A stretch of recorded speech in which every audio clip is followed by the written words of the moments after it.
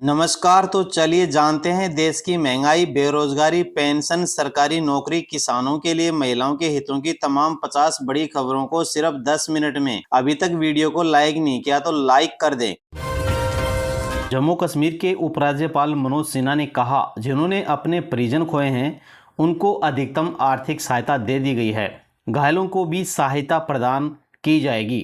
हमने एक बड़ा फैसला किया है। जम्मू कश्मीर के जो नागरिक पाकिस्तान की बमबारी में शहीद हुए हैं उनके एक परिजन को अविलंब एक सरकारी नौकरी दी जाएगी।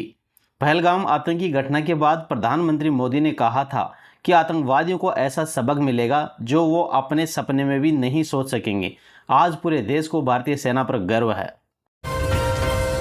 ऑपरेशन सिंदूर में महिला जवानों ने भी मोर्चा संभाला था।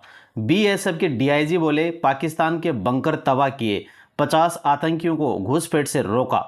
जम्मू कश्मीर के सांबा सेक्टर में ऑपरेशन सिंदूर के दौरान महिला जवानों ने भी पाकिस्तान के खिलाफ मोर्चा संभाला था। यह जानकारी बीएसएफ के डीआईजी एसएस मंड ने दी।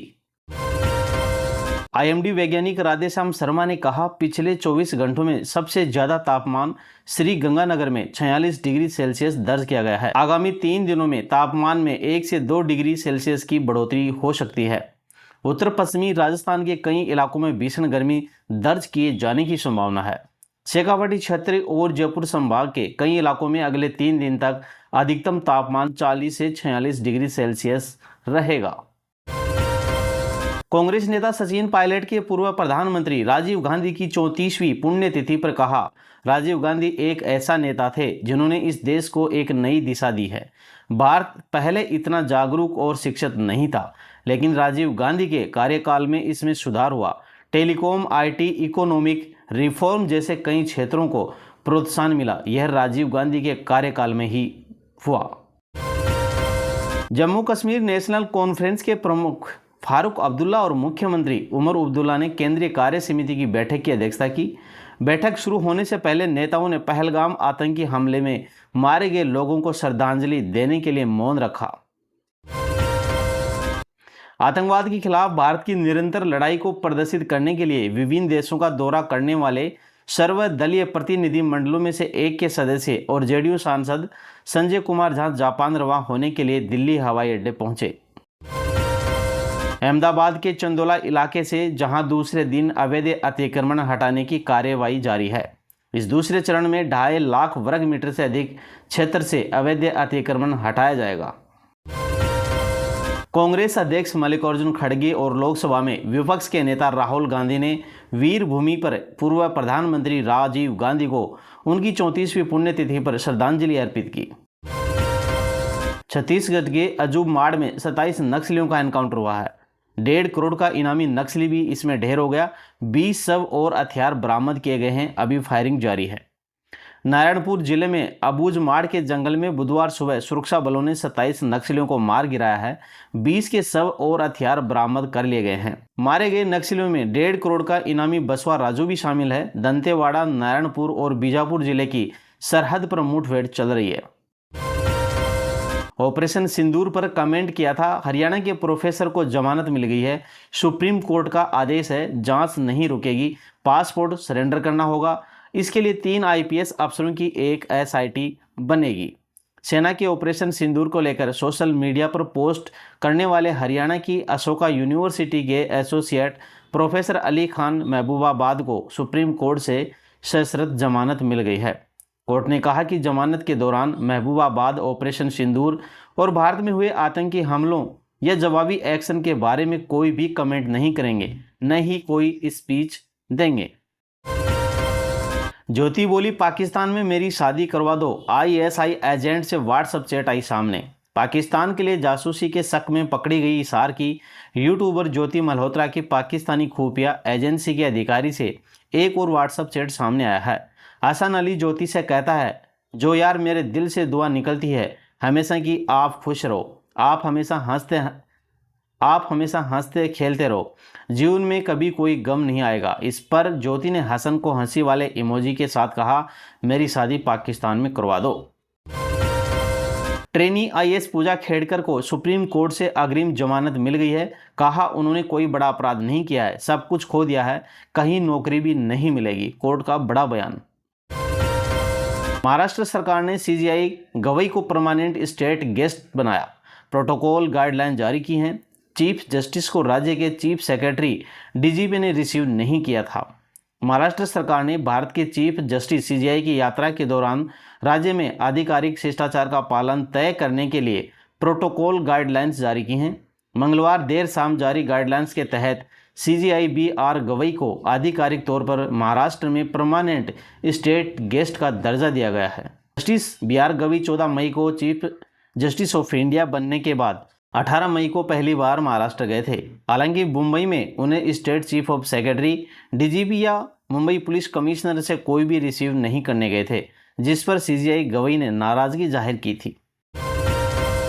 अमृतपाल सिंह पर तीसरी बार एनएसए लगा, परिवार हाई कोर्ट जाएगा। कहा लोकप्रियता से राजनीतिक दल डर गए हैं। अप्रैल 2023 से डिब्रूगढ़ जेल में बंद है। असम की डिब्रूगढ़ जेल में बंद खालिस्तान समर्थक और खडूर साहिब से सांसद अमृतपाल सिंह पर तीसरी बार लगाए गए राष्ट्रीय सुरक्षा कानून ऐसे को अब हाई कोर्ट में चुनौती दी जाएगी। इसके लिए परिवार की ओर से अपने स्तर पर तैयारियां कर ली गई हैं। उत्तराखंड के मदरसों में पढ़ाया जाएगा ऑपरेशन सिंदूर, मदरसा बोर्ड का फैसला। अध्यक्ष बोले बच्चे सेना के पराक्रम और इतिहास को जानेंगे। उत्तराखंड के मदरसों में ऑपरेशन सिंदूर के बारे में पढ़ाया जाएगा। इससे बच्चों को देश के सैनिकों के बलिदान और शौर्य के बारे में पता चलेगा। ये फैसला उत्तराखंड मदरसा बोर्ड ने लिया है। बोर्ड चाहता है कि बच्चे देश के इतिहास और सेना के पराक्रम से परिचित हों। यात्री डॉक्टर यूट्यूबर से पूछताछ करेगी हरियाणा पुलिस। आयरलैंड से लौटने का इंतजार कर रही है पुलिस। पाकिस्तानी दूतावास की पार्टी में ज्योति संघ दिखे थे। नई दिल्ली स्थित पाकिस्तानी दूतावास में पाकिस्तान के गेस्ट बने हरियाणा के यूट्यूबर नवांकुर चौधरी भी पुलिस के रडार पर आ गए हैं। पाकिस्तान की जासूसी के आरोप में पकड़ी गई इसार की यूट्यूबर ज्योति मल्होत्रा के साथ नवांकुर की फोटो वायरल हुई थी। नवांकुर फिलहाल आयरलैंड में हैं। उनकी वतन वापसी होते ही पुलिस उनसे पूछताछ करेगी। पाकिस्तान में सिंध के गृह मंत्री का घर जला दिया गया है। सिंधु नदी का पानी डाइवर्ट करने की स्कीम के खिलाफ प्रदर्शन है। इसी दौरान हिंसा बढ़ गई। पाकिस्तान में प्रदर्शनकारियों ने मंगलवार को सिंध के गृह मंत्री जिया उल हसन लंजर का घर जला दिया। प्रदर्शनकारियों ने घर की सुरक्षा में तैनात गार्ड को भी पीटा। पाकिस्तान सरकार की योजना सिंध नदी पर नहर बनाने की है। इससे स्थानीय लोग नाराज हैं। उनका कहना है कि सरकार उनकी जमीन और पानी छीन रही है। जब प्रदर्शनकारियों ने राष्ट्रीय राजमार्ग पर धरना देने की कोशिश की तो पुलिस ने उन्हें रोकने की कोशिश की। राजस्थान के 10 शहरों में लू और तेज गर्मी का असर। जयपुर में सड़कों पर किया जा रहा है पानी का छिड़काव। 16 जिलों में बारिश का अलर्ट जारी किया है। राजस्थान में भीषण गर्मी और लू का कहर जारी है। जयपुर, जोधपुर, बीकानेर, अजमेर, भरतपुर समेत तमाम शहर आज सुबह से आसमान साफ है और तेज धूप है। जयपुर समेत कई शहरों में तेज गर्मी पड़ रही है। जयपुर में फॉग मशीनों से सड़कों पर पानी का छिड़काव किया जा रहा है। प्रदेश में आज 10 जिलों में तेज गर्मी और लू का अलर्ट जारी किया गया है। वहीं अलवर और उदयपुर समेत 16 जिलों में आंधी बारिश का भी अलर्ट है। और अगली बड़ी खबर है, सीकर की गीता सामोता ने माउंट एवरेस्ट पर फहराया तिरंगा। बोली पहाड़ लिंग के आधार पर भेदभाव नहीं करते। सीआईएसएफ की पहली महिला विजेता बनी। राजस्थान के सीकर जिले की बेटी और सीआईएसएफ की उप निरीक्षक गीता सामोत ने 19 मई को 8,849 मीटर ऊंचे माउंट एवरेस्ट पर तिरंगा फहराकर इतिहास रच दिया है। गीता सीआईएसएफ की पहली महिला अधिकारी बनी जिन्होंने दुनिया की छत को फतह किया। आईटी सेल प्रमुख और अर्नब गोस्वामी पर एफआईआर, झूठी जानकारी फैलाने का आरोप लगा है। तुर्की के इस्तांबुल कांग्रेस सेंटर को कांग्रेस ऑफिस बताया था।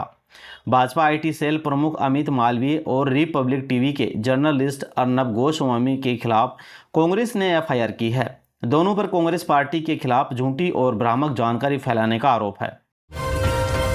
ईडी बोली सोनिया और राहुल के खिलाफ केस बनता है। अपराध की आज से 142 करोड़ रुपए कमाए। नेशनल हेराल्ड केस की अगली सुनवाई जुलाई में होगी। कांग्रेस नेता सोनिया गांधी और राहुल गांधी से जुड़े नेशनल हेराल्ड मनी लॉन्ड्रिंग मामले में आज दिल्ली की राउज एवेन्यू कोर्ट में चौथी सुनवाई हुई। ईडी ने कोर्ट को बताया कि पहली नज़र में सोनिया और राहुल के खिलाफ केस बनता है। दोनों ने अपराध की आय से 142 करोड़ रुपए कमाए हैं।